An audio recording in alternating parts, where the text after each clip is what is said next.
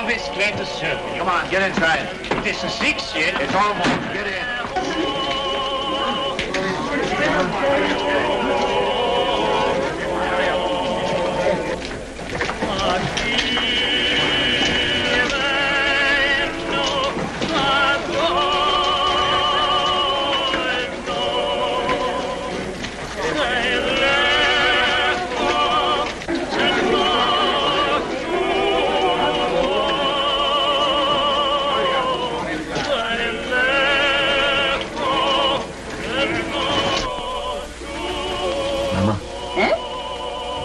Locking up time. The money hasn't come yet. It's a long road from Hamburg. It'll be here in the morning. Yes, but if anything should happen, all that money, 10,000 gulden. Eh? So much this journey? 7,000 in one lump from Prince Lowenstein's agent. And then all the small sums, 10,000 at least. The roads are dangerous. Tomorrow morning it'll be here. Ah, we should be thankful, Maya. Business is good, eh? Nearly 1,000 gulden since morning. Mama. Eh? That agent. Did you notice him? What? There he sat, sly and smiling, planning to rob this poor old Jew Rothschild. And here I was, so innocent, a little child, a baby, in fact. And there was that fine old clock that his master had sent him to bargain for. Yeah. And when at last I let him have it for less money than it cost me, I could see in his eyes how pleased he was that he got the better of this little baby. Sold it under cost? A spat to catch a mackerel, Mama. He thinks he's so clever, and I'm so stupid. Always make them think they're clever.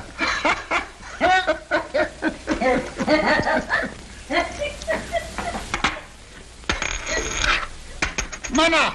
Eh? I've been robbed. Maya! Bad. A whole gulden. A dead loss. Bad. Are you sure? Sometimes they're only cracked. You're right, Maya. Who gave it you?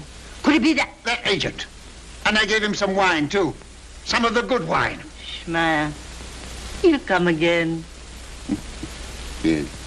He'll come again. And then, Mama, I catch my mackerel. Well, no one can ever say you don't deal fairly with your customers, Maya. It pays in the end, Mama. Now finish your accounts and I'll lay the supper. All right, Mama. It shan't be very long now. The roast is almost done. Smells good. Huh? Looks good, too.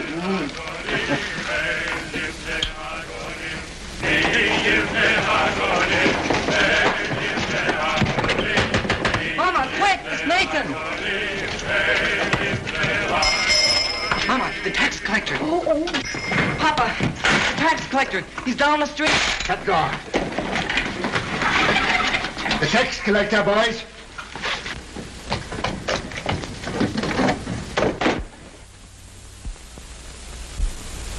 Mama, put away the silver. I have.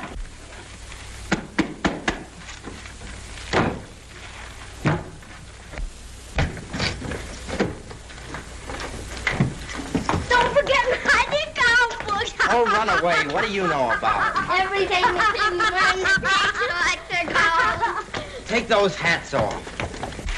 Here, Mama. Yes.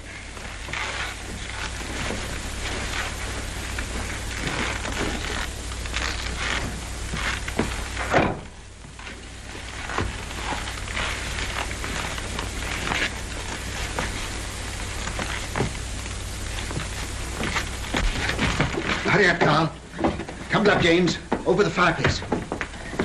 Remember, no deal for the last 5 days. Understand? Yeah, Father. Are you hungry? Not so very. Then look hungry. Look hungry. Ansel Solomon, you remain below. Mama, hide the roast.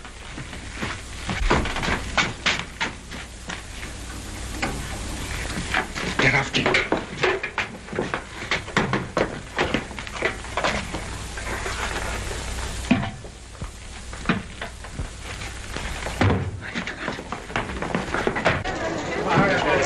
right, we'll take Rothschild next. Mama, take your sewing and sit there. Nathan, by me. Nathan, take your hands out of your pockets. Open up, Jew.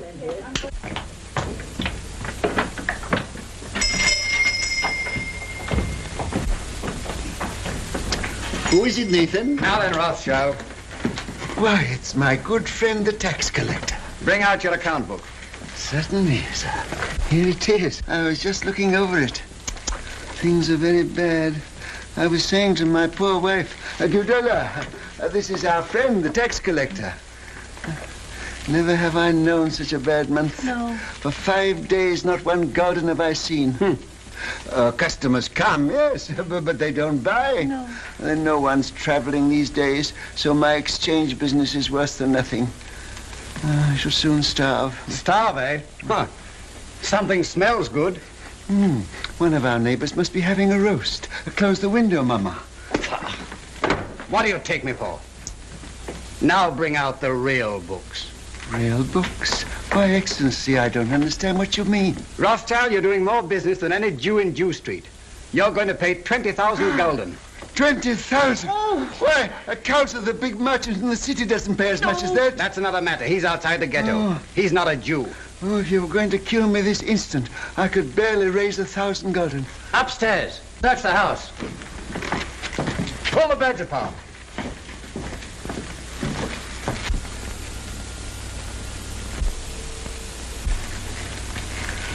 Well, I might perhaps raise 2,000 gulden. Very interesting. Oh, that. Nathan, lift up the trap door for the gentleman.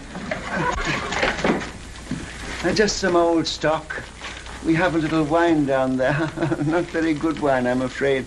Good wine costs money. But no account books, no gold, no jewels, I suppose. Jewels. I've had to give up dealing in jewels long ago. It needs capital. Shall I lead the way? You follow, at a distance. Nathan.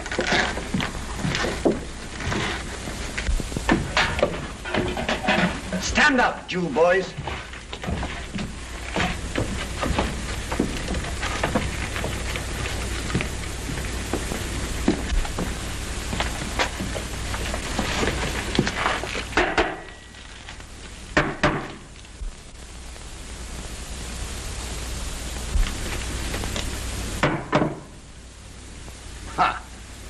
Wine.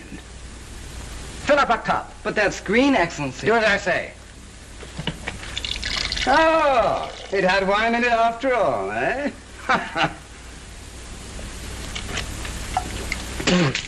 Slop. Yes, sir. That's what we drink. Ah.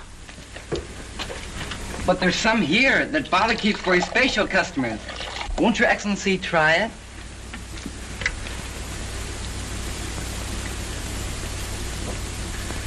Ah.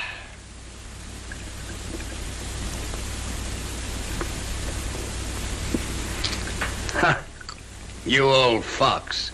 It's good. Your Excellency does us honor. Rothschild, apparently you've been telling me the truth. So do you know what I'm going to do? No, Excellency.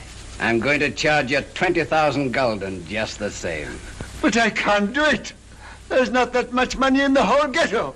Rothschild, you'd like to pay only 2,000 gulden again, wouldn't you? Yes, Excellency.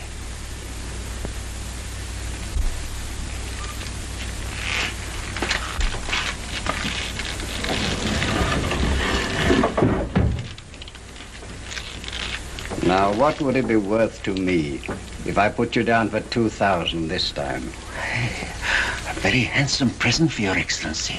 Say, 1,000 gulden. Talk sense, Rothschild. I want 10,000. Would you leave me and my family penniless? With a great deal of pleasure. Come now. Well, perhaps 3,000 gulden, but that's the limit, the actual limit. I'll take 6,000. Well, I will. We'll make it 5,000. All right. Have it ready tomorrow. I'll call. And if any of you breathe a word, I'll have your house burned to the ground.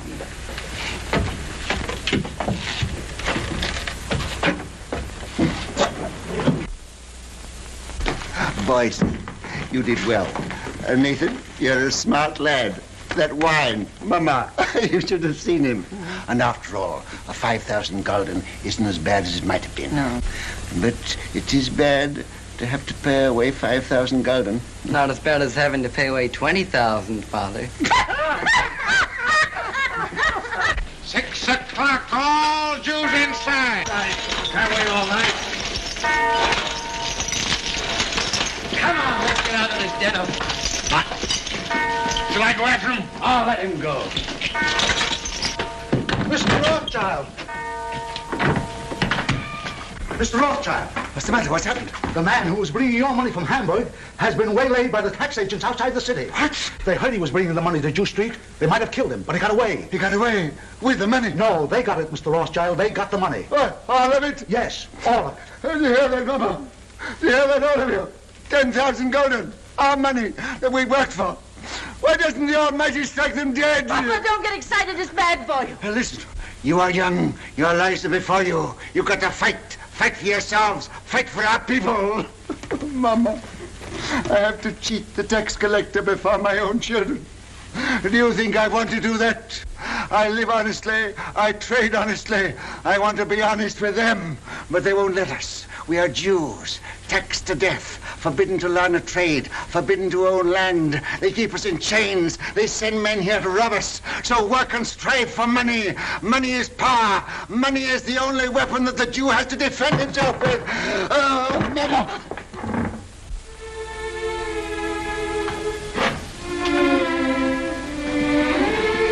Come, you must speak with you. All of you.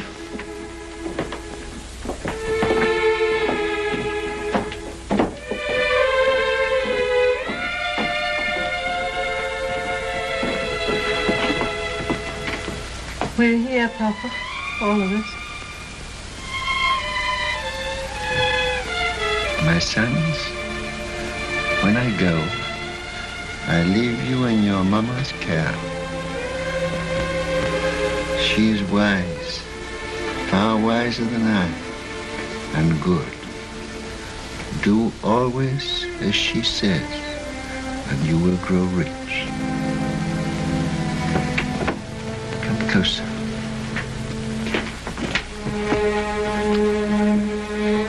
Much money is lost through sending gold by coach from one country to another. In times of war, it is seized by the enemy. In times of peace, by thieves. You are 5 brothers. I want you each to start a banking business in a different country. One to go and open a house in Paris, one in Vienna, one in London. Choose the most important centers, so that when money is to be sent from here to London, let us say, you won't have to risk life and gold. Hampshire, here in Frankfurt, will just send a letter to Nathan in London saying, pay so-and-so.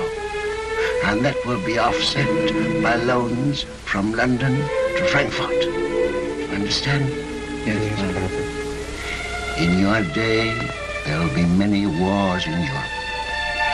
And nations that have money to transport will come to the Rothschilds because it will be safe. Papa, you mustn't talk anymore. The doctor... I'm giving advice to our sons, Mama, that the doctor cannot give. Remember, unity is strength. All your lives you must stand by one another. No one brother must be allowed to fail while another brother succeeds. Your 5 banking houses may cover Europe, but you will be one firm, one family, the Rothschilds, who work always together. That will be your power. And when that power comes, remember the ghetto. I shall be here. I shall never leave the house where they were all born. And remember this before all, that neither business, nor power, nor all the gold in Europe will bring you happiness till we, our people, have equality, respect, dignity, to trade with dignity, to live with dignity, to walk the world with dignity.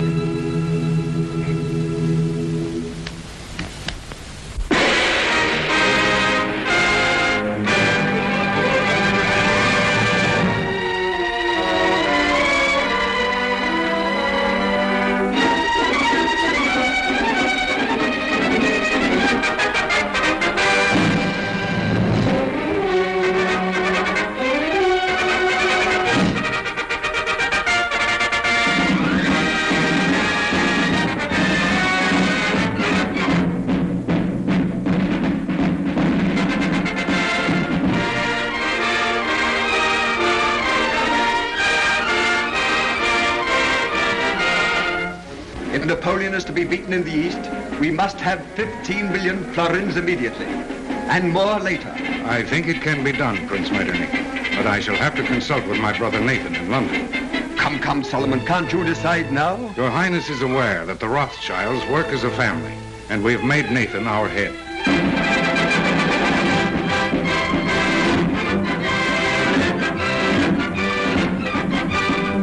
The Rothschild. There can be no peace in Europe as long as Napoleon controls Italy. 16 million ducats as soon as possible. If your Highness will keep the utmost secrecy, I will endeavor to obtain the consent of my brothers.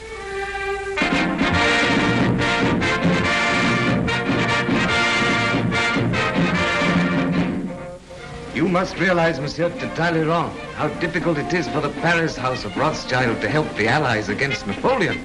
My dear Monsieur James, I will be as secret as the grave. But we must have 50 million francs.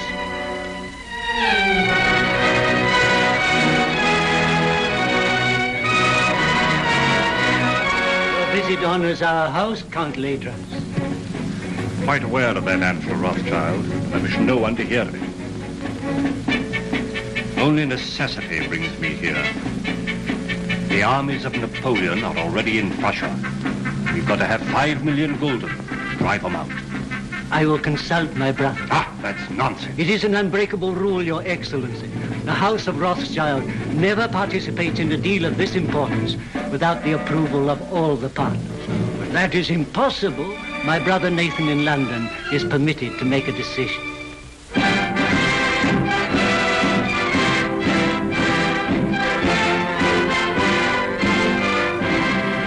It may be that just one more loan will carry us to victory.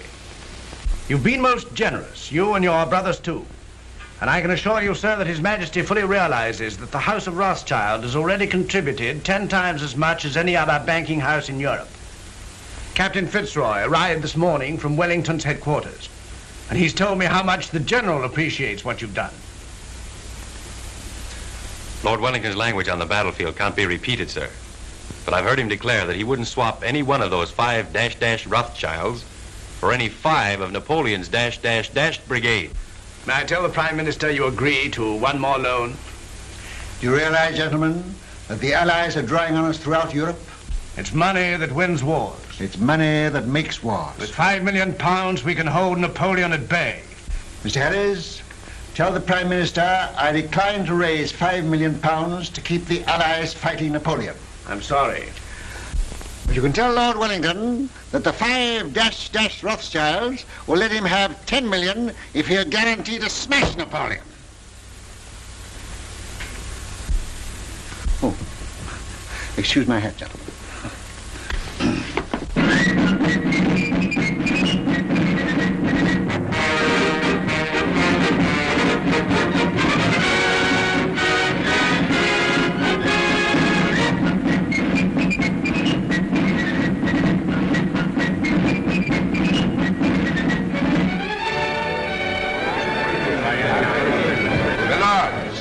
Gentlemen, once more England is indebted to her greatest soldier.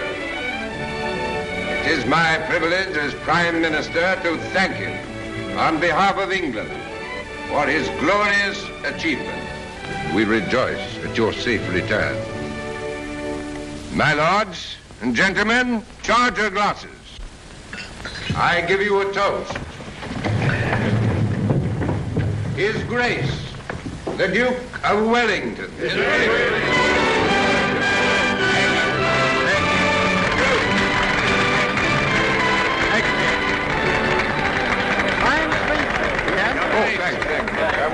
Well, that's over. Empty. Who's got some snuff here? Yeah, England's the greatest soldier. Yeah, that's all right. May I shake your hands, Your Grace? Thank you, thank you. Yeah, here it is. Why wasn't Rothschild here? There was some feeling. Wasn't he asked? Well, no, Your Grace. Some of these people... Wasn't the man who paid for these dash wars important enough? It wasn't a question of importance. It Well, was... if he can't come here, I suppose we can still go there. Hey, Fitz. Yes, sir. Just as soon as I can get away, we're going to call on Nathan Rothschild. He ought to have been here. Dash slight, I call it. More snuff. Do you know where the old boy lives? Very well indeed, sir. Oh, you young blackguard. I'd forgotten about that daughter of his. Devil.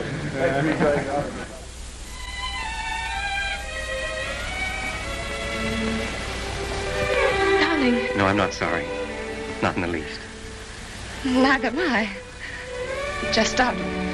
I've been trying to tell you for a long time. I've wanted to kiss you. Yes, I know that. But when it came, it was so sudden, it rather frightened me. Frightened? The captain of the guards to protect you? Ridiculous. Well, the captain of the guards is a very dangerous person. Only to his rivals. You know you're a very conceited young man. Hmm? You haven't even asked me if I loved you. Well, don't you? Yes, I do. I love you more than anything else in the world.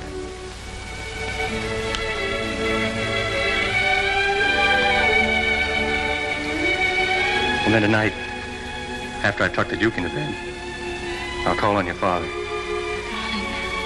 My speech to him is all ready. I've rehearsed it not less than 1,000 times. To trees at night, to guns, even to horses. I haven't gotten a refusal yet. I'm afraid it's not as simple as that. Some of those horses were pretty difficult customers. It's no use, darling. You're just dodging the real reason. You're being sweet and thoughtful again. But you're not making me forget that you're a Gentile and I'm a Jewess. Think of the shock to our families. This is no longer a family matter. It's Fitz and Julie.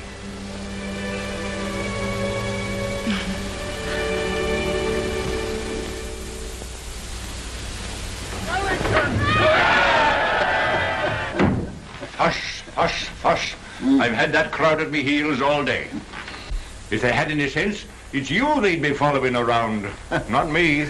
Oh, we Rothschilds have had just as big crowds following at our heels in Frankfurt, but not with cheers. Well, I'll cheer for you, gladly. And I hope one day Europe will realize she owes you something more than money. Well, my father was a man of peace. He told us never to loan money to make wars, always to end them. And that's been our principle. Well, everybody knows that and respects you for it. No, Your Grace, they don't know it. And they don't respect us. Arab bankers are jealous of us. The man in the street thinks we're just Sherlocks. And Europe hides its head for shame because it borrows from the Jews. I suppose you know it's that Prussian fellow, Count Lederans, that's responsible for that rot? I know. He hates me and all my race. He's a proper jackass, Rothschild. And he ought to be hanged. I must admit that the same happy thought has occurred to me more than once. You know, it's a danger having a man like that in authority. Always making enemies. Well, yes, that's the danger. They may need us again. What do you mean? Well, perhaps we're not out of the woods yet. Why, Napoleon's scotched. Napoleon's in exile, but he's not dead. As good as dead, Rothschild. As good as dead. Ah, perhaps. Another brandy, Your Grace. Ah. I've often thought it would have saved a lot of trouble if Napoleon had been born an Englishman. Oh. Where would I be then? Why, his commanding officer, of course. Oh, thank you. Sound brandy you've got here, Rothschild. To the peace of Europe. Well, I'm a soldier. But I'll drink to that. I see, Rothschild. A little secret. Mind you, I oughtn't to tell you this, but I just heard this morning that they're going to float a dash big loan to put France on her feet. An enormous loan. The biggest thing ever issued. Yes? Well, they've got to do something. France has had 20 years of war and the whole country's torn up. But now they've got peace. They're going to get together, the 5 allied powers, and help her out. And the banking house that floats this loan will at once become the most powerful in Europe. Its prestige will be enormous. That's it. Now's your chance. Your Grace, I can't sufficiently thank you for this information. Mind you, it's a dash dark secret. But it serves the chuckleheads right for telling me. They ought to know by now I can't keep a secret. Send a message to Mr. Roth and ask him to come to me here at once. Yes, sir. We'll drink to the house that floats the new French loan. To the House of Rothschild. And its greatest member. Huh. Ah, there you are. Miss Julie. Your Grace? Mrs. Rothschild, you've got to watch this young rooster. I'm beginning to understand now why you were always asking for leave to return to London. Now that you do understand, I trust you'll let him come more often. It's against the regulations. Oh. I only saw Julie 5 times, sir. And once when you sent him with the dispatches to the Prime Minister, Julie was waiting for him at the corner of Downing Street. That, I hope, isn't against the regulations, Your Grace. Not if he didn't speak to you. We didn't think you knew about that, Nathan. I'm afraid it's time to go, Your Grace. All right. You can't fox this man. He's a magician. There's no question about that. Oh, I say, Rothschild, I've been told you knew about Napoleon's abdication 2 days before the War Office did. Is that true? Yes, but then the War Office never knows anything for 2 days after everybody else knows it. Yes, and then they take 2 more days thinking it over. But how did you do it? They say Indians get things by putting their ears to the ground, but you're not an Indian, are you? No, just plain Jerusalem, with a heart of gold. Well, I know something about sending dispatches. My man Fitzroy here is the best at that. But if I had 20 Fitzes, I couldn't do it in that time. You knew about Napoleon's abdication almost as soon as it happened. How the deuce did you do it? A little bird whispered in my ear. Oh, you don't intend to tell me, eh? Well, I don't blame you. Fitz, we'd better go before he makes us disappear like rabbits in a hat. Mrs. Rothschild, you've a charming home. And a charming daughter. Your Grace. I hope that dash crowd's gone. Ah, again. Are they still there? And this is the man who faced the Grand Army. Hush, hush, hush. Here, Fitzroy. Yes, sir. Brandy before the charge always. Ah, there's military tactics for you. There's a young man who'll be a general someday. Thank you.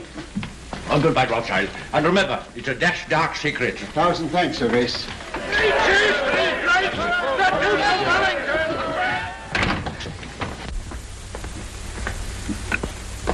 There he goes, longing for the peace and the quiet of the battlefield.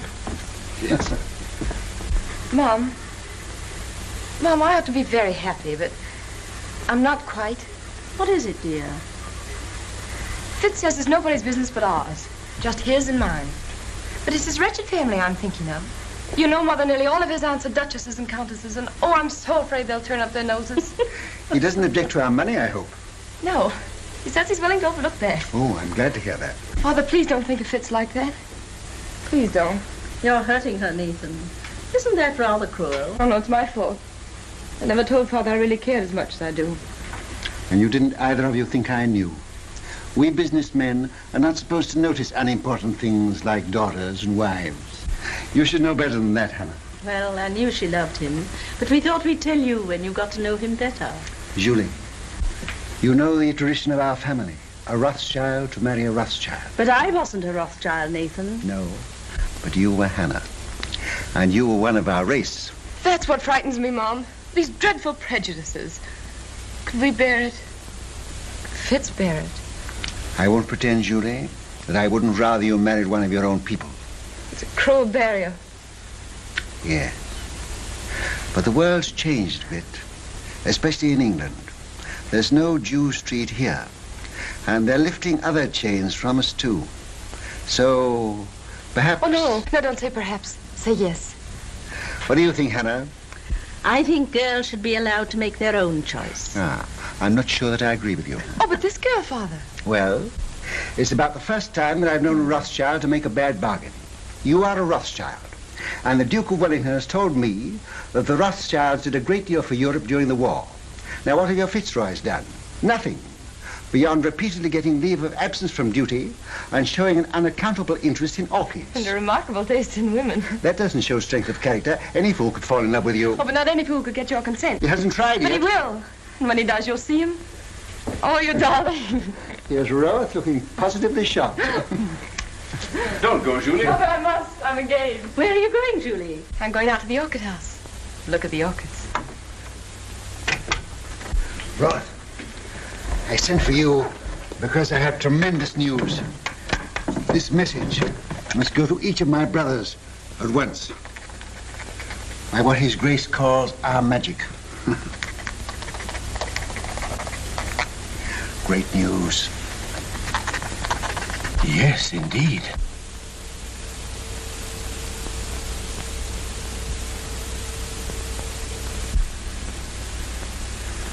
Let me have the earliest possible dates on which all private loans can be recalled. Give instructions to grant no more private loans until further notice. I must know at once the exact extent of our available capital. The most important deal the House of Rothschild has ever attempted.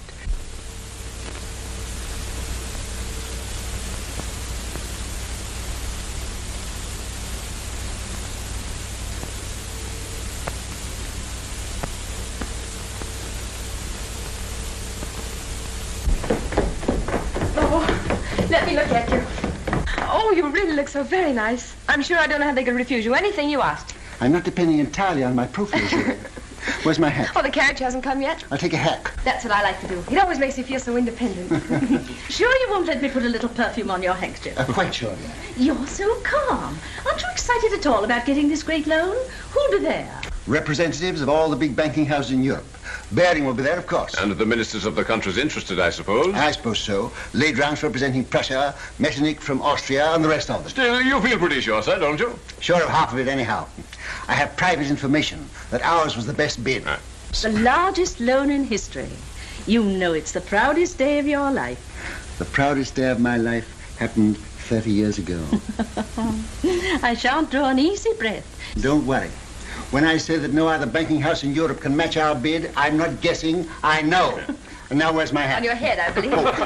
Where it should be. Where it shouldn't be in a lady's presence. I beg your pardon. To Downing Street and victory. Goodbye. Bye, Father. Good luck.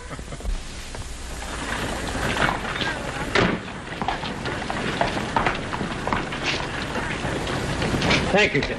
But, Mr. Rothschild, even your daughter, Miss Julie, pays me more than this, sir. Miss Julie has a very rich father. I haven't. Mr. Rothschild. Mr. Gameler. Mr. Rothschild. How do you do? Very well, sir. How are you, Rothschild? Hello, Hope. Am I too early or too late? Early. They're still in the conference room. Oh, thanks. My lords and gentlemen.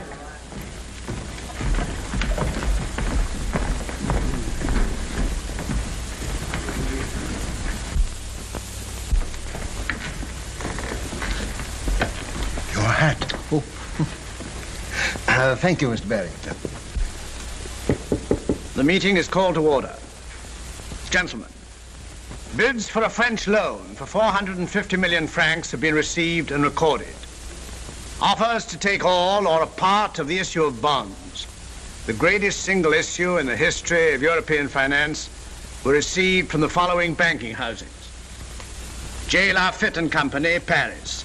Gay Muller, Vienna. Hope, London. Bertrand de Lis, Madrid. Baring and Company, London. It is the decision of the conference that the highest authoritative bid is that of Baring and Company, London. They will be awarded 3/4 of the issue at 71. There being no further... But you're mistaken, Mr. Harris, there is. Mr. Nathan Rothschild. I'm compelled, my lords and gentlemen, to draw your attention to what must certainly be an oversight. I regret to say, Mr. Rothschild, the decision must stand. But my house sent in its bid to take the entire issue, and our price was a point better than Mr. Baring's. Why is that not recorded? Perhaps Count Ladrance would like to explain the situation to Mr. Rothschild.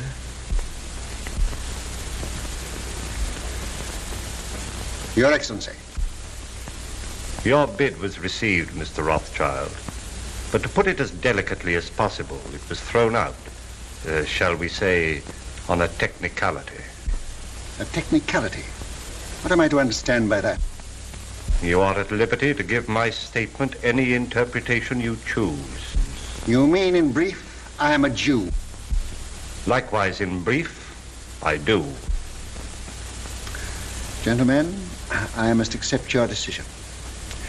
But since Count Ladrance has been frank enough to admit the reason for our exclusion, I venture to advise him that these attacks on my race are ignorant and futile. He may strike and strike again. A Jew falls, 1,000 are wounded, but the race lives on.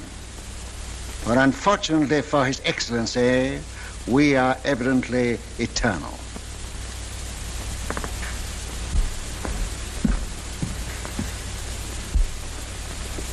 Mr. Harris, you say that bearings take 3/4 of the load. May I ask who takes the other fourth? That is being taken up by Count Ladrance, Prince Metternich, Count Talleyrand. I see. A family party. Good day, gentlemen. Your luck is out, Mr. Rothschild.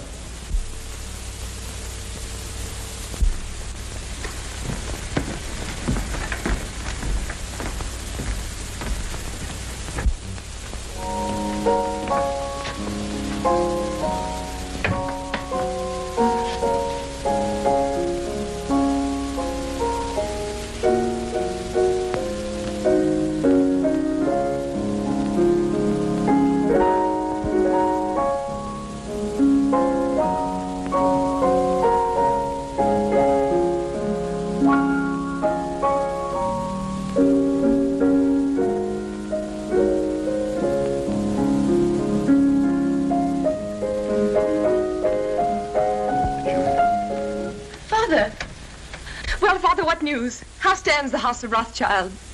Well, they've been throwing stones at it. And I'm afraid some of the stones went wild and hit you, Julie.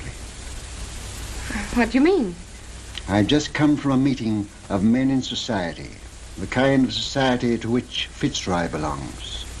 And they stoned me because I'm a Jew.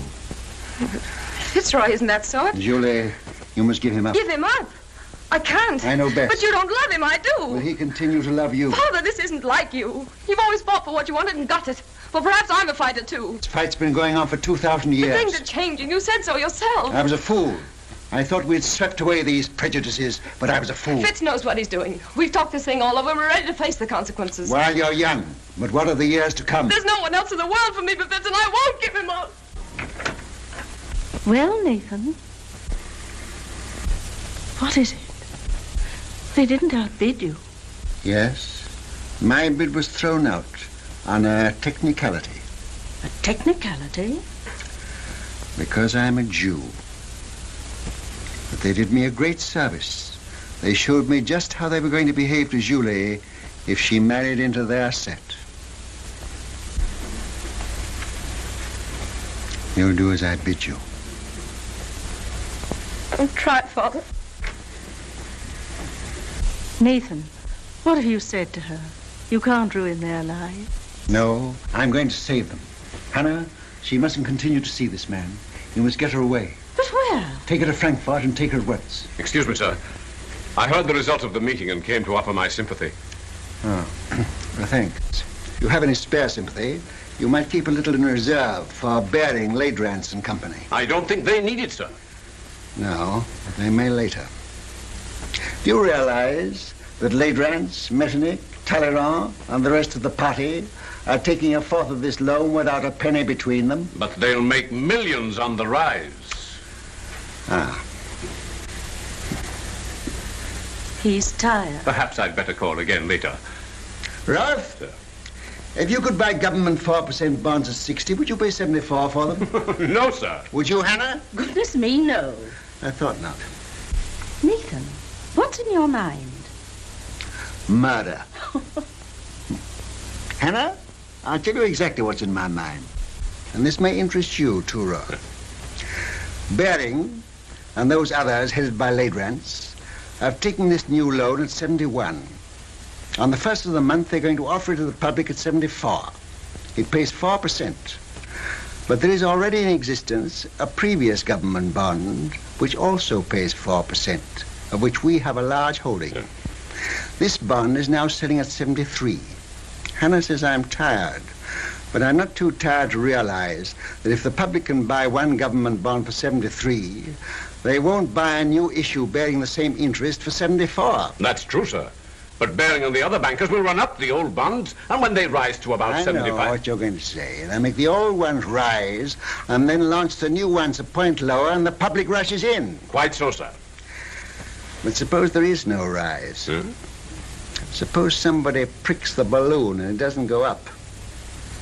Suppose before they can run it up, somebody else begins to run it down.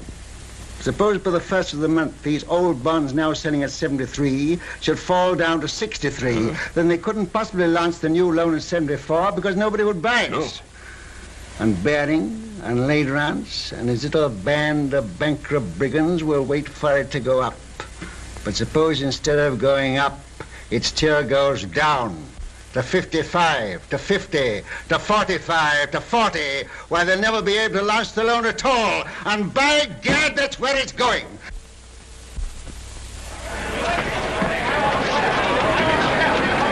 Sell.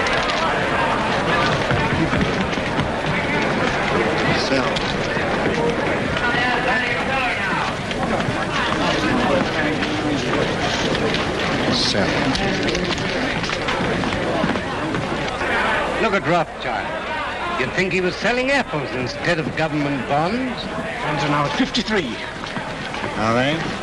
I'll keep on selling till I tell you to stop. You're creating something like a panic on the exchange, sir. I know. What kind of a flower is this that Hannah gave me this morning? I don't know, sir. Very pretty.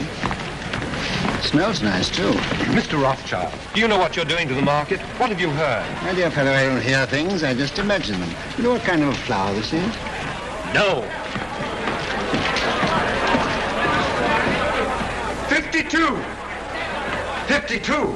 That means I'm down about 25 million francs. And you the same, Ladrans. Can't something be done to stop him, Baring? You're the biggest banker in England. Are we all to be ruined by the gymnastics of a dirty Shylock?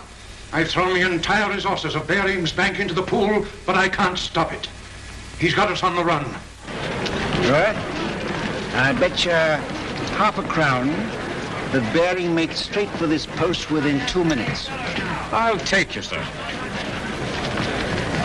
I'm tired of losing money. I'd like to win some.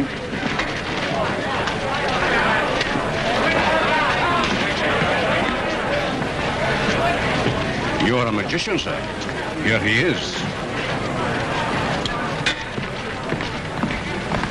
Mr. Rothschild, I don't have to tell you this is nothing less than slaughter. You know my position. I'm responsible for this new issue at 71, and you're making it impossible for me to put it on the market. We are both bankers. You knew I ought to have had a share of this loan. Why did you shut me out? Certain pressure was brought to bear on me. Ha! Ladrans. Well, yes. Then let Ladrans speak for himself. All right, Mr. Baring. I'll come. I'll follow you.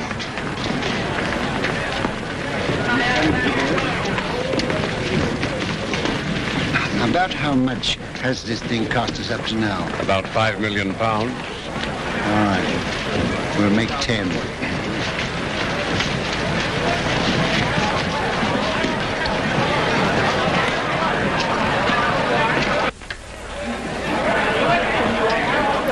I hope I haven't kept you waiting, gentlemen, because I know you must all be very busy.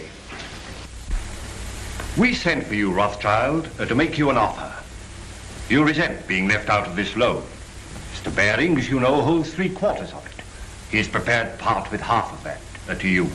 Will that satisfy you? What about the other quarter?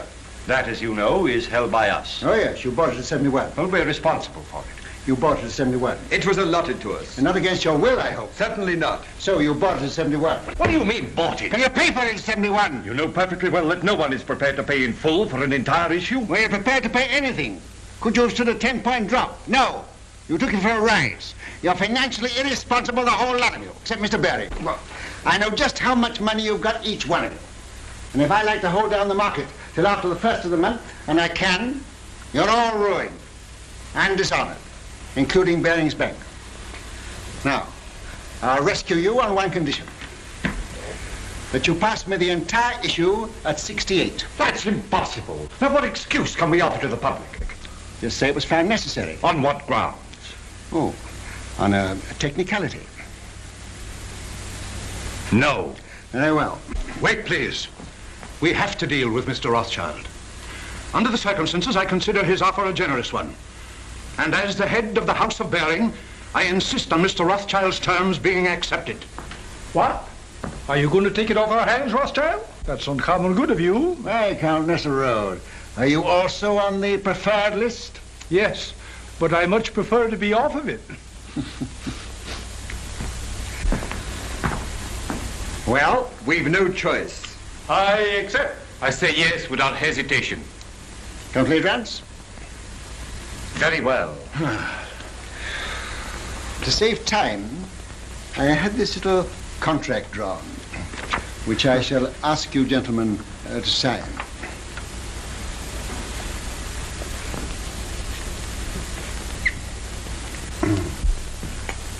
You seem to have been very sure of yourself. I was. Quite. Will you sign first?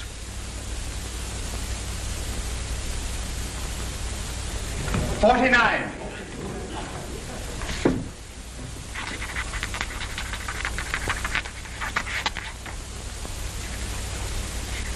You won your fight with me, Jew. But remember, victory may be bought too dearly.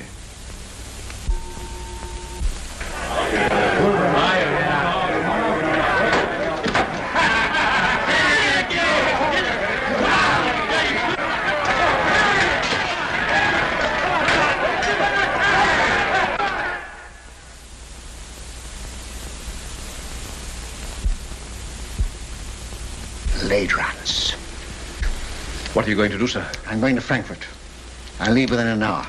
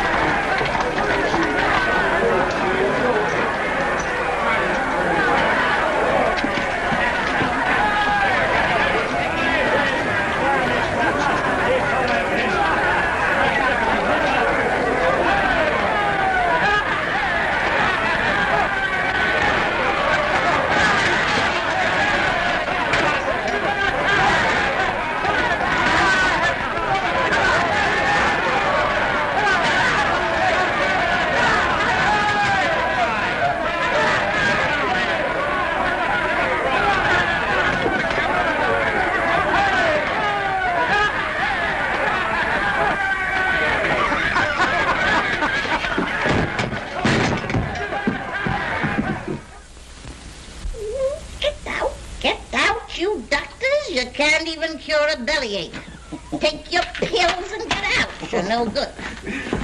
Come, Mama. You know the doctor's doing everything he can for you. Yeah. You must remember, Mrs. Rothschild, you are 88 years old, and I can't make you any younger. I'm not asking you to make me any younger. I'm asking you to make me older. She's better. She's insulting people. There's nothing the matter with her. Just nerves. Nerves? Do you think I'm afraid of that rabble? I've had 88 years of this, and I'm not dead yet. But we want you to come away with us for a few months. You're not safe here. I was born here, and I'll die here. And that won't be soon, either. I'll live a dozen years yet. Nathan, you ought to know enough about bargains to know the Lord isn't going to take me at 88 when he can get me at 100. Well, Nathan, what's brought you here all of a sudden? He came to see his wife and family. What have you been doing that girl of yours? She goes mewing about like a cat that's lost her kittens. She needs a change. She needs a husband, that's what's the matter with her. What about one of the Goldschmidt boys? I'm afraid Julie has ideas of her own. Then leave her alone. She's no fool.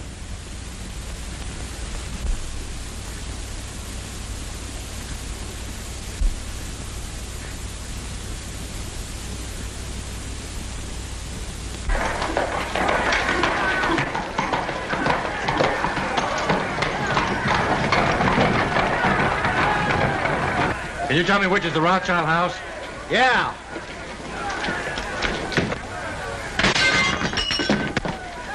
That's it.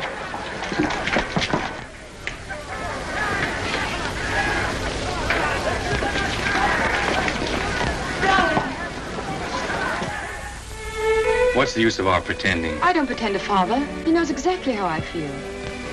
But you see, darling, he's determined too. But you know we can't give each other up. Sending you away from me only makes matters worse. Did you tell him you'd give me up? I told him I'd try. I don't seem to be trying very hard, do I?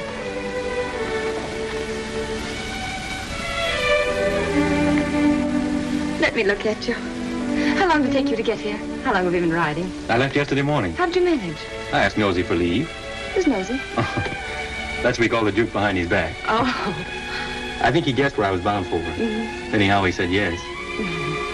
Of course, I'd no idea your father was here. No, of course not. What are we going to do? I'm going to see him and have it out. Fitz, Oh, darling. Won't you see this through with me somehow? I've got you and I'm going to keep you.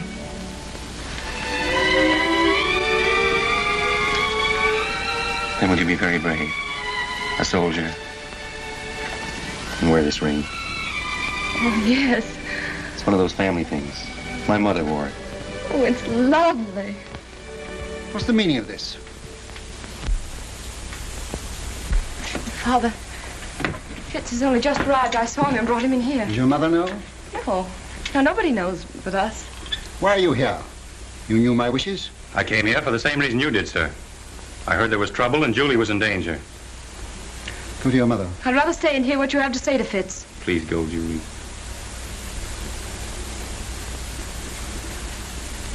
It's no use, Father.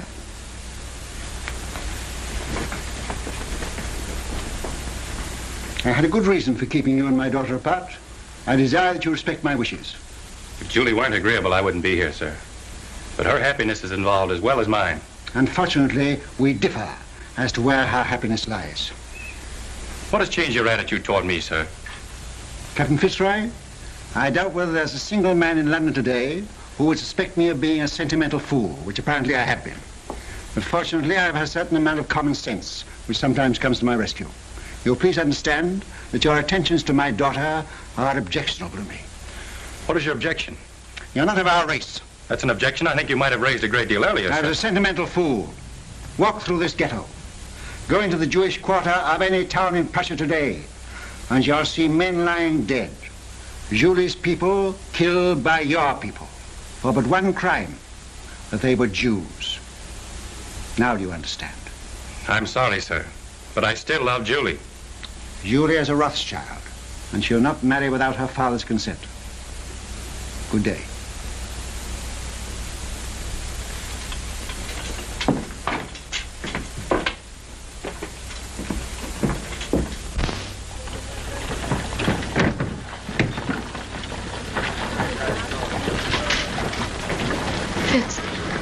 Fitz, no matter what happens, no matter even if what Father says is true, I love you. Always.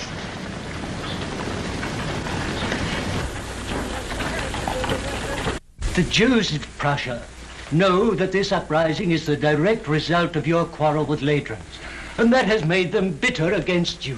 Fools, Nathan has done more for the Jews in England than any man who ever lived. England isn't Prussia, Mama. Ladrans has his agents everywhere. They spread lies and propaganda. We've got to put the screws on. Money is the only screws we have. And now, with Napoleon in exile, Ladrans and the Allies need us no more. It's queer, isn't it? We fight for the peace of Europe, and with peace, we lose our power. Well, you've got to do something. They burned down the Levy's house last night, and they burned down this one if they dared, but they're afraid of me. You tell all those kings and ministers you feed that if they don't stop this outrage, you'll stop their pocket money. If I thought Ladrans would listen, if I thought I could make him call off his dogs, I'd go to him. But now, don't worry, Nathan, and make yourself sick. The Lord isn't going to desert us. So take a rest. Leave the work to him. If there was only some way you could handle Ladrans. For the sake of our Jewish people, I think you should go to him, Nathan. Grovel at his feet, eh? All right. If you think so, I'll go. He must have his price, and whatever it is, I'll pay it.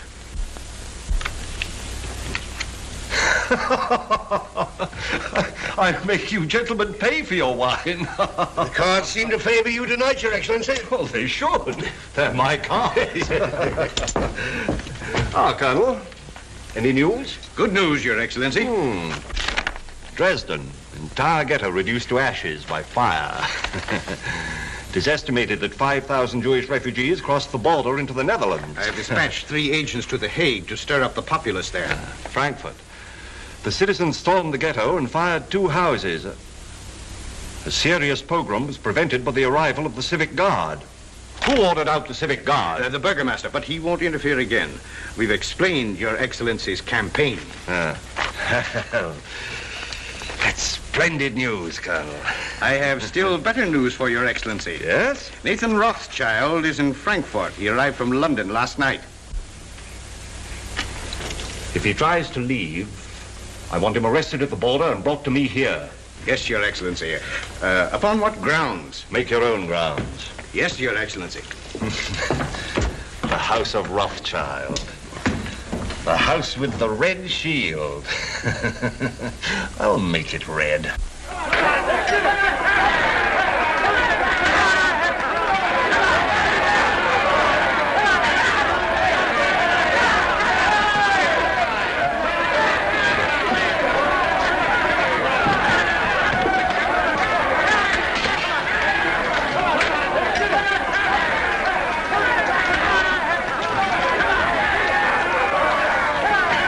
That's him, the one in the heavy coat. Goodbye, sir. And I promise you I won't come back without an agreement from Ladrans to stop this Pope, whatever the cost may be. May God be with him. Send word to stop his carriage as he starts to pass through the city gate. Seize him and place him under arrest. Quick.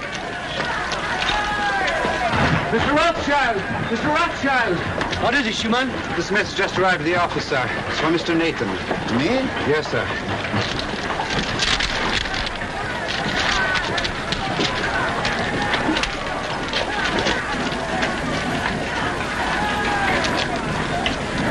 What is it? Napoleon has escaped from Elba. The French are rallying to his banner by thousands. This means war. Another war. Now you can go to Ladrans. Now he needs you, and we'll have to see him. No, I won't go to Ladrans. Ladrans will come here to the ghetto. Michael, bring my baggage back. I'm not going. Very well, sir. Of course, Wellington, I'm Prime Minister, but you're the idol of the people. My dear fella, I'm going to retire quietly to the country, surrounded by me dogs and me books and... Yes? For his grace. Ah, for me, eh? Will you excuse me? Yes, yes, yes. Oh! That blasted little Corsican is back. What? Oh, Ladrans! I gave orders not to be disturbed. It's important, sir. Word has just reached us. Napoleon has escaped and is in France mobilizing his army.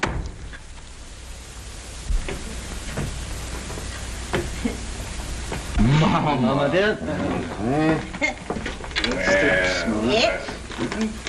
My, you're walking just like a young girl. Well, boys?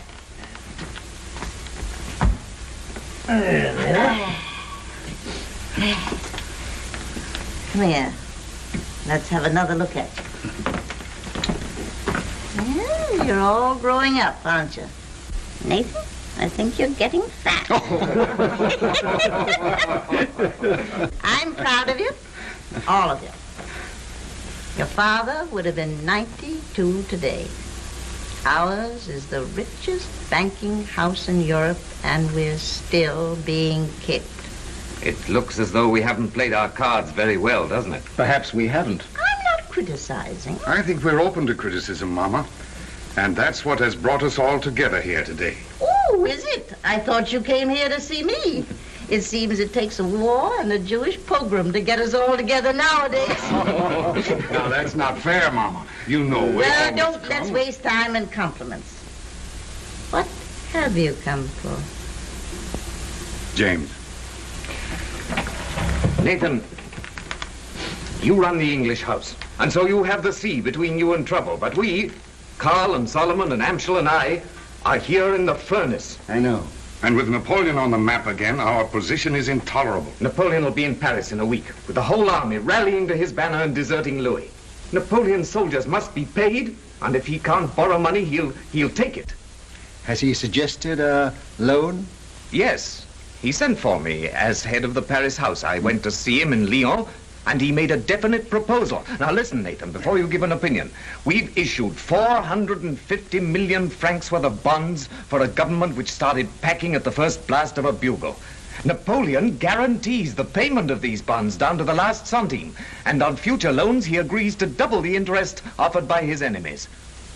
What have the Allies to offer us? From the simple standpoint of business, we shouldn't hesitate a day longer. A refusal to support Napoleon means not only the probable loss of a murderous sum, but James's Paris business, my Naples business, will be wiped out like that. And Amschel's and Solomon's are in great danger. It's no longer a question with me. We should support Napoleon. As far as I can see, the Allies seem to be under the thumb of a tyrant from Austria and a scoundrel from Prussia. Metternich and Leidrans. Mama has said we are still being kicked. And she's right.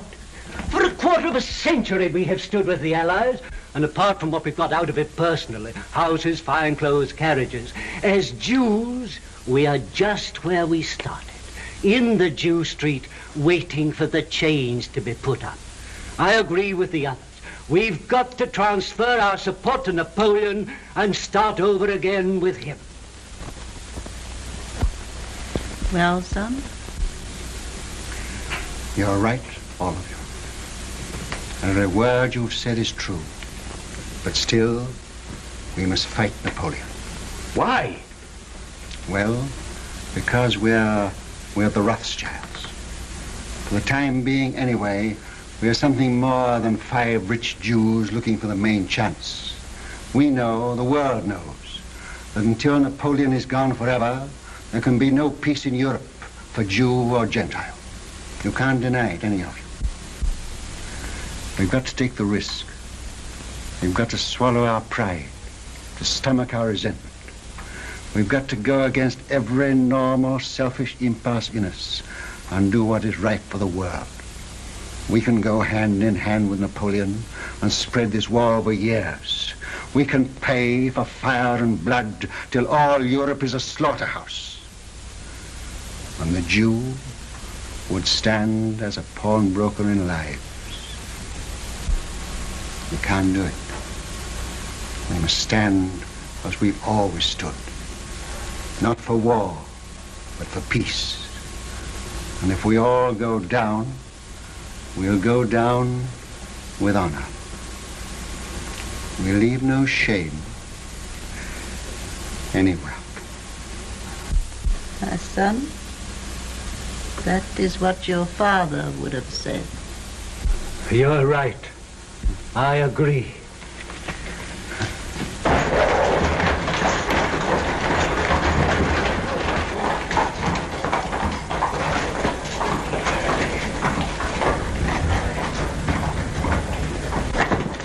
The House of the Red Shield, Your Excellency.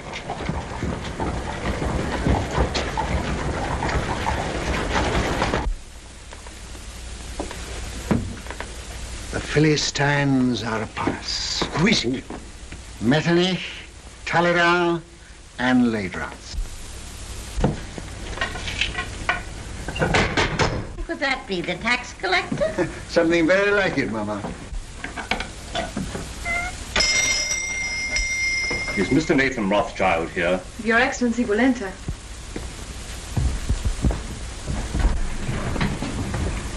Lords, this is a great pleasure. But how did you find your way? The Duke of Wellington was kind enough to supply us with a guide, Captain Fitzroy, who has, I believe, been here before. Won't you come in? My brothers and I were speaking of you only this moment. Prince Metternich. I won't burden you with introductions, except perhaps to my mother, who was startled by your arrival. She thought you were the tax collector, Count L'Aidrance. Welcome to our ghetto. You will forgive this unexpected visit. Certainly. We were expecting it. Then we may assume you know precisely why we are here. Not the precise amount, but approximately. May I congratulate you on your brilliant son, Madame Rothschild? Yes, I'm told I'm the mother of half the loans in Europe. I am here at the request of the Duke of Wellington and the Allied governments. In that case, my brothers too are interested. Won't you sit down? We will not intrude very long. Well, you're chained in at 6. Speaking for myself, I admit that I come as a penitent. We've not always treated you quite fairly, Nathan. And now, frankly, we need you. You should join Wellington on the field of battle. He once told me that the test of a great general is to know when to retreat and to have the courage to do it. The Allies need money. Now, we're not asking you to give anything. You're money lenders, and you'll get your interest. You sure of that? Don't you trust the powers? No, Austria's bankrupt. France is already in the hands of Napoleon. And so is Italy. Why don't you go to the other bankers? Your own bankers. We have not sufficient capital. You mean they won't take the chance? What if Napoleon wins? I suppose there must be a certain amount of risk in your business. No, we ask security. What security can you offer us? Then don't say you're not asking us to give anything. You're asking us to give a great deal. I see no reason for prolonging this meeting. As you say, we are moneylenders, not philanthropists. We do it for profit. You may as well know that Napoleon has offered us twice as much as you can promise us, and we've decided to take his offer. Gone over to the enemy, eh? I must admit, I'm amazed. How will Napoleon get the money to pay you? Steal it. But that's not our business. I always thought you stood for peace. For 20 years, we've been supporting the peace of Europe. Now we're thinking of the peace of our own people. The Jews? Yes. Napoleon will give us our freedom. That's why we are for Napoleon.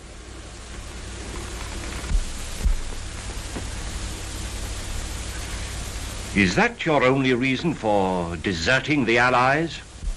I resent being cross-questioned by you, Count L'Aidrance. I think His Excellency was about to make a proposition. Oh. Well, if we gave you all the freedom that Napoleon could give you, would you then be willing to sacrifice the financial advantage of his offer? Count L'Aidrance, we are moneylenders. Come, Nathan, after all these years. What do you offer? What do you want? Brothers, may I speak for you? Yes, of course. We require an agreement, a treaty, signed and guaranteed by your governments, giving to our people absolute freedom. In this agreement, they would lose their chains. They would have the right to follow any trade, to own land, to live with respect, and you remember what our father said, Mama? To walk the world with dignity. I fear we will have to lay that before our respective governments. You are your respective governments, and you know it. The day this agreement is signed, the resources of the House of Rothschild will be at your command, and not before. Very well, we accept.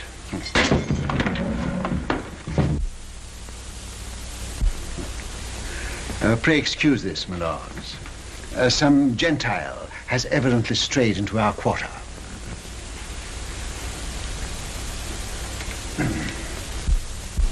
Goodbye, Granny. Goodbye, my precious. Goodbye, dear. Who's got my hat? Oh, here you are, Father. James. Father, I'll go on out the carriage with Michael. All right, my dear. James, it's of vital importance that we should have first-hand news from the field of battle. Somebody to be close to Wellington's troops. Whom can we trust? In time of war, nobody. What about you? Will you do it? Yes, and I'll get word to you every day. Of every move they make, the instant they make it, and always by the usual method. Oh, Mama? I'll come to the door with you. Oh.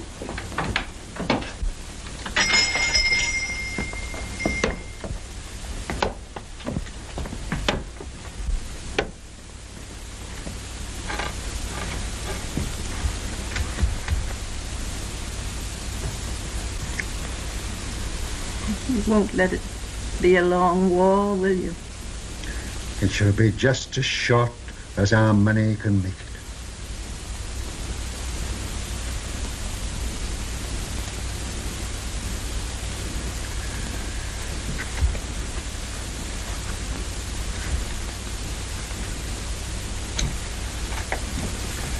Good luck.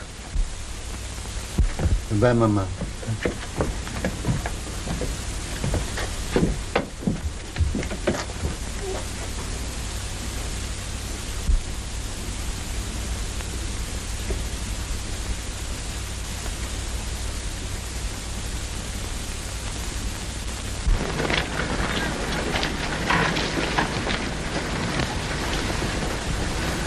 It's a horse, dear.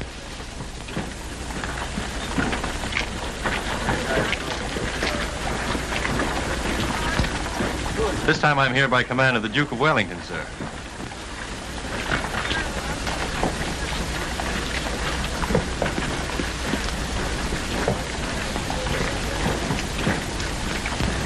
Give me the ring quickly. Darling.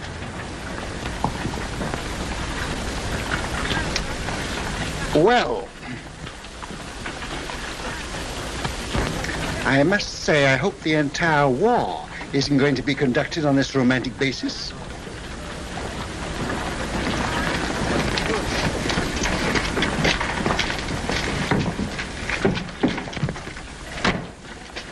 Captain Fitzroy, I give Napoleon 100 days, no longer. If at the end of that time you're still alive, and you seem to be the type of young man that can't be killed, you can come and talk to me in London. Thank you, sir. I shall count the days.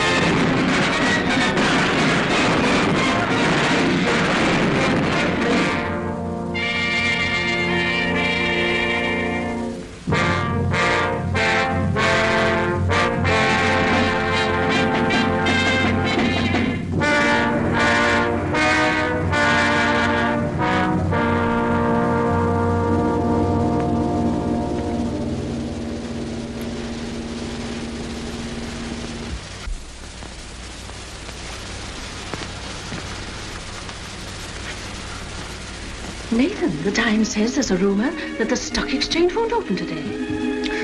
I wish it were true, but it isn't. Hannah, sit down. When people become rich, very rich, they have grave responsibilities. I know. I mean moral responsibilities that come with money that poor people never know. Yes? Could you bear to be poor? Really poor? I'm asking you now because tonight may be too late. Tell me what you mean. I'm buying on the stock exchange when everyone else is selling. I'm risking everything we have to save the credit of England. I'm sticking to the bargain I made. But things look bad for us, Hannah. Very bad. Are you doing what you feel you should do? Yes. Do what you think is right. And if you fail, I'll love you all the more.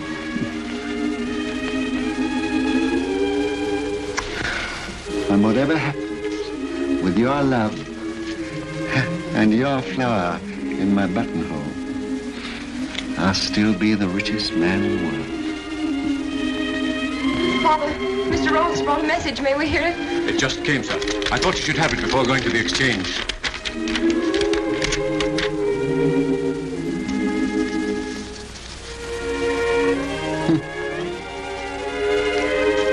Napoleon has thrown entire Grand Army against Wellington. James. Worse and worse.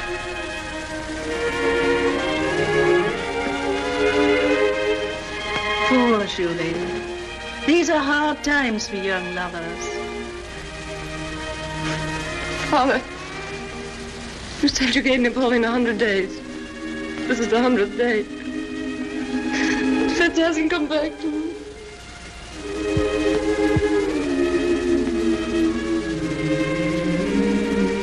Remember, I'm a magician.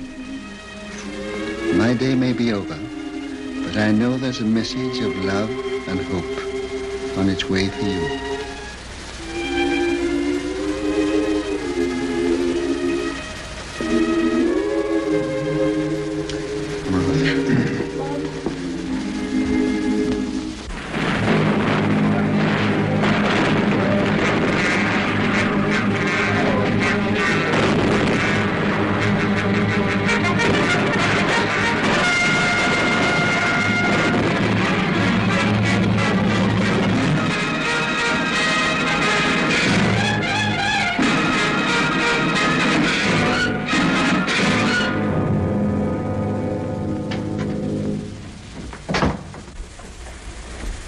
Am I to continue to buy?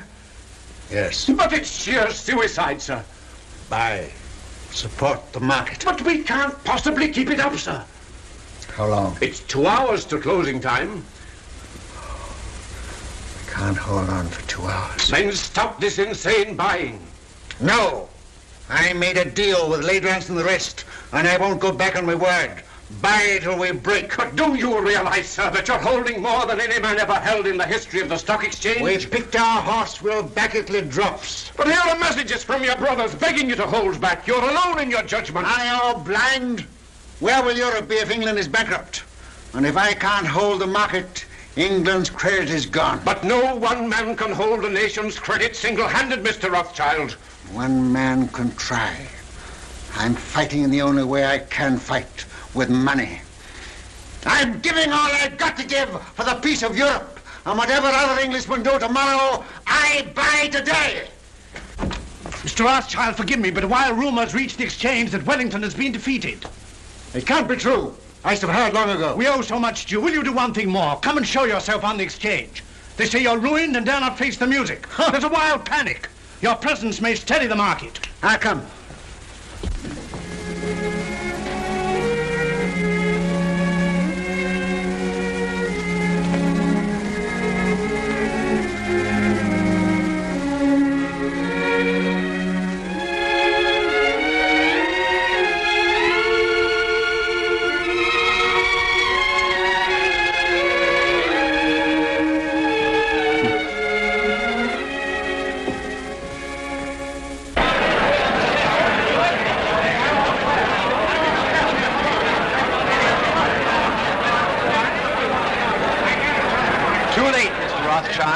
You backed the wrong horse this time. Rothschild, you've lost your luck.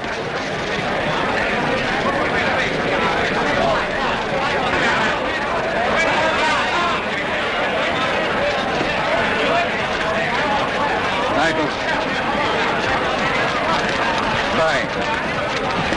Buy. Yes, buy. Have you had any news? What do you think about this rumor? I don't listen to rumors, Mr. Baring. You hear what they say? Wellington defeated. You mind telling me what you're going to do? I have no objection to all London knowing what I'm going to do. I'm buying.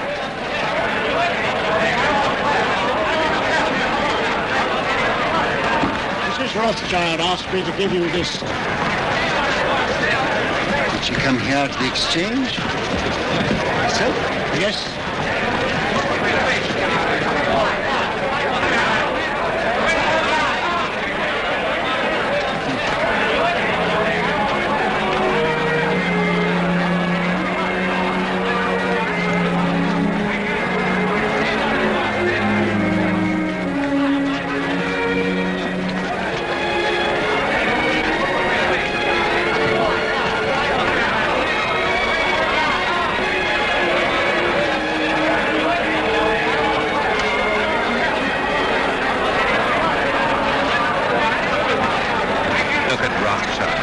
You ever see such a cold-blooded fish? Puts a flower in his coat as he stands on the scaffold with a rope around his neck. News. Just arrived.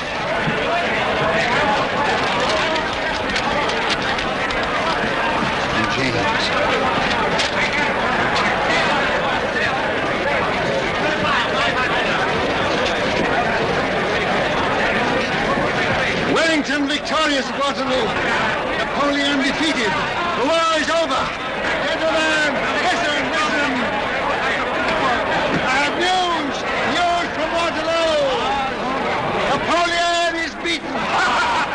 You've been overfired. Don't play tricks on us. It's Waterloo. It is true. Wellington has won at Waterloo. Where? How did you get the news? Yes, how did you get the news? I carry a pigeon. My pigeon post from the battlefield. Now you know our secret. Now will you buy? Buy with every security you have. Buy without security. Buy with your clothes on your back. Buy.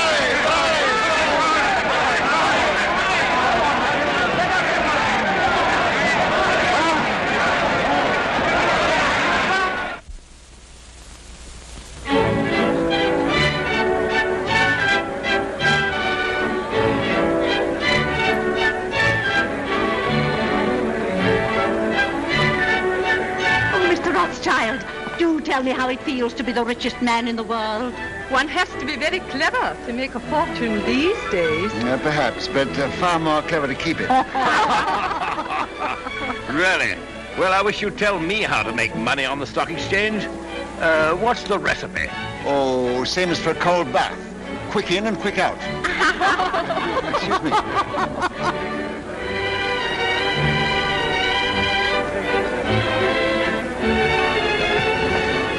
Take your hands out of your pockets. Cannot.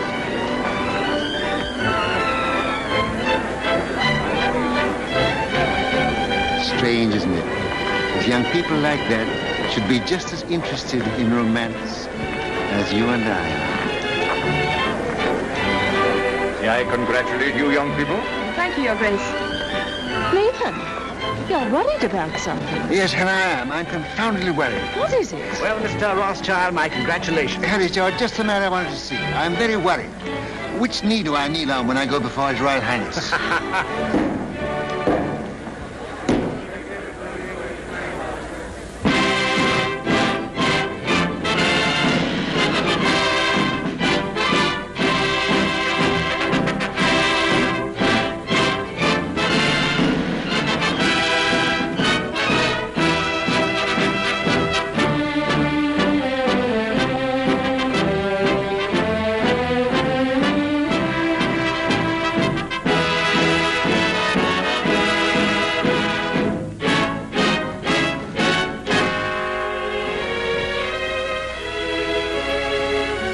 England is deeply grateful to her adopted son, who by his generosity and courage played so large a part in bringing victory and peace to Europe. His loyalty never wavered. His faith in England never faltered. To England, he has brought nothing but honor. And for England, we thank you, Baron Nathan Rothschild.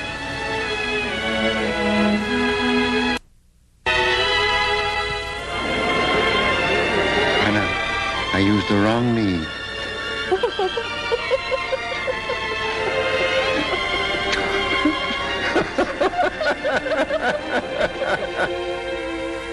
To trade with dignity, to live with dignity, to walk the world with dignity.